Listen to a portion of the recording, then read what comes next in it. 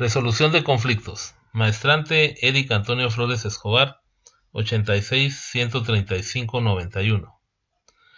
¿Qué es la resolución de conflictos? El proceso de manejar un conflicto es resolver una disputa o un desacuerdo, dirigiendo adecuadamente los intereses de las partes para que queden satisfechos con el resultado. Está resuelto cuando las partes involucradas comprenden la posición del otro y están dispuestos a discutirlo y tratar de llegar a soluciones satisfactorias para todas las partes. Modelos de resolución de conflictos.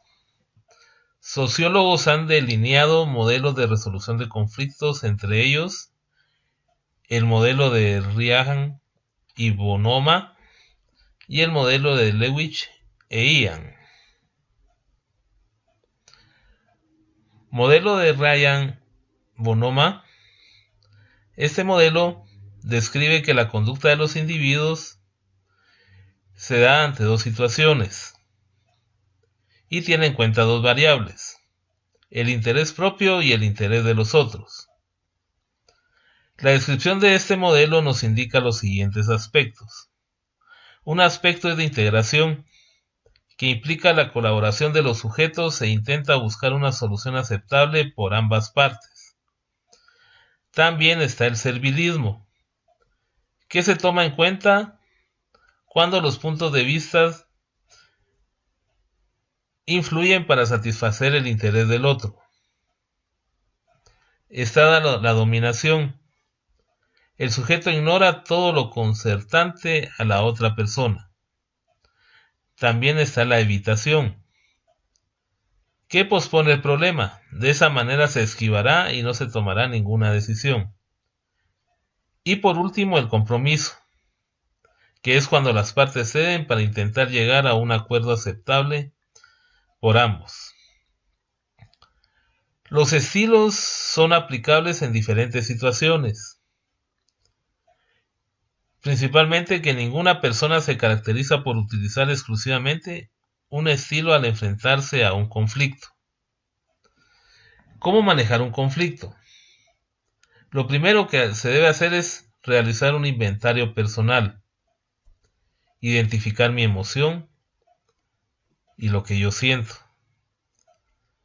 tratar de calmar estas emociones, aceptar la responsabilidad por parte del problema, no atacar al otro aunque uno se sienta atacado, ganar perspectiva discutiendo el asunto con otra persona. Para manejar un conflicto se debe tener en cuenta lo siguiente. Cuando nos enfrentamos a la persona, mantener contacto visual mientras se le habla, evitar la palabra tú, utilizar mejor el yo, permitir que la otra persona ventile sus ideas y sentimientos, no interrumpir a la otra persona, no juzgarla, repetir lo que la otra persona ha dicho para verificar si lo hemos entendido. Esto significa empatía. Poner nuestras ideas en paréntesis. Parafrasear lo que hayamos escuchado. Dejarle saber en qué áreas estamos de acuerdo y en cuáles no lo estamos. Lograr pequeños acuerdos. Y demostrar que entendemos el punto de vista del otro. ¿Qué pasos se deben seguir para la resolución de un conflicto? Número 1. Definir el problema. Número 2. Aclarar las necesidades que vamos a resolver al llegar a una solución del problema. Número 3. Generar posibles opciones. Número 4. Evaluar las opciones propuestas. Desarrollar un plan de acción. Desarrollar un plan de contingencia. Evaluar los resultados y por último hacer los ajustes de ser necesario. Ahora hablaremos sobre la mediación como estrategia de resolución de conflictos. Esta se divide en tres partes, que están los intereses, los derechos y el poder.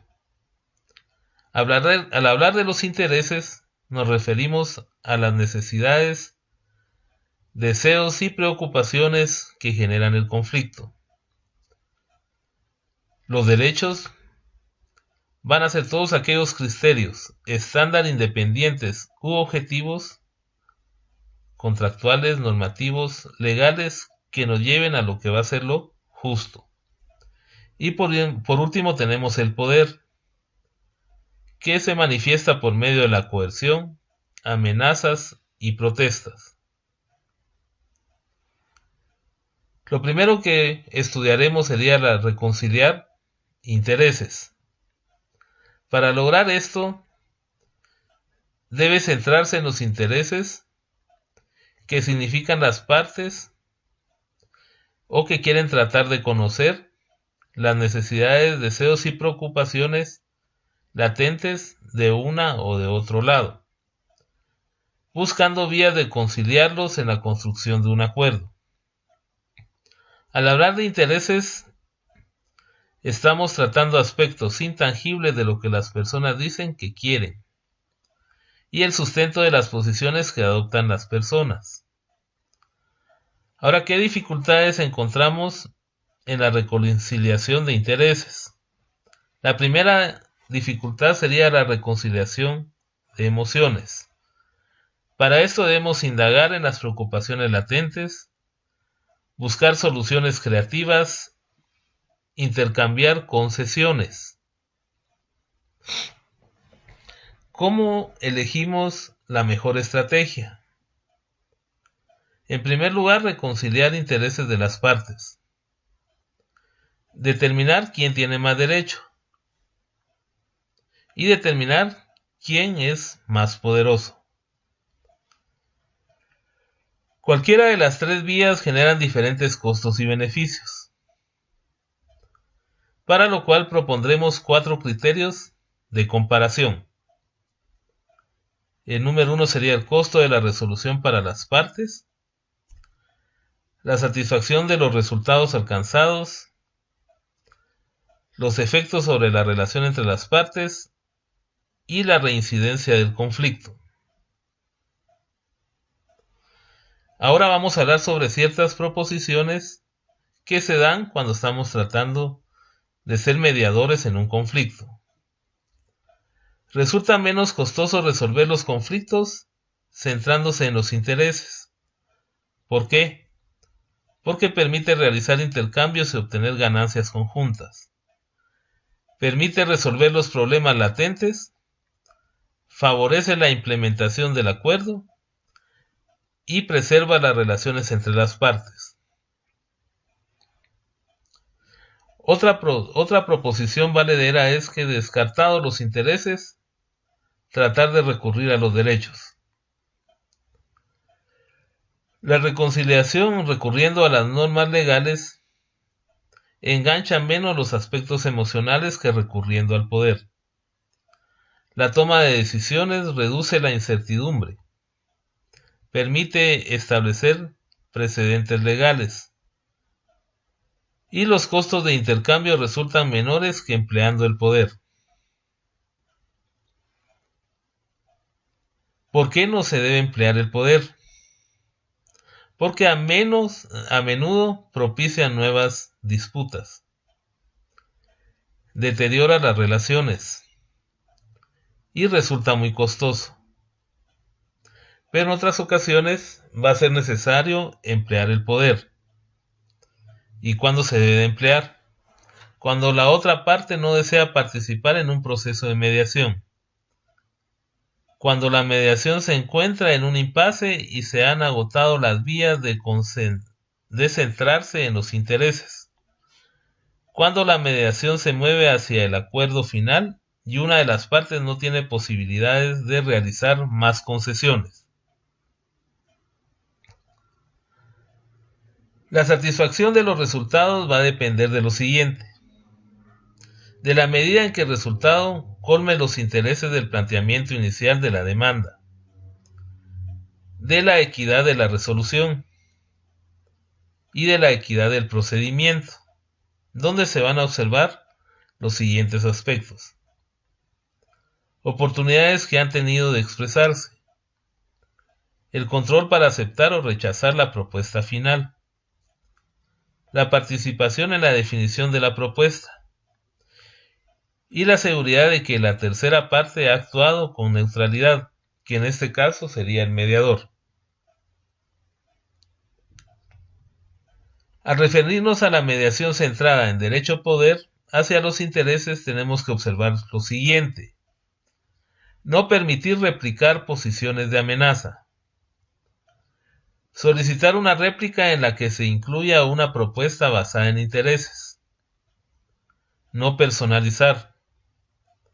Desarmar a las partes, aceptando las diferencias.